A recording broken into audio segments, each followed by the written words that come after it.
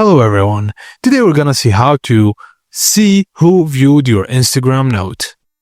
When you post a note on Instagram, you choose its audience. You have followers you follow back. These are people you follow and who you follow back. This is the default settings for most users. Only these mutual followers can see your note at the top of their DMs.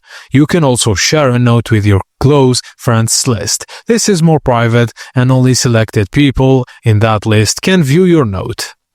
To see who replied, while Instagram doesn't show who viewed your note, you can see who interacted with it through replies. Firstly, open Instagram app and tap the messenger icon in the top right corner.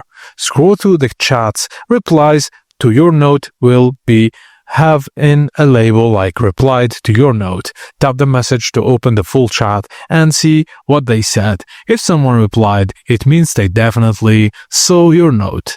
And that's it, guys. Thank you for watching, and please don't forget to like and subscribe for more.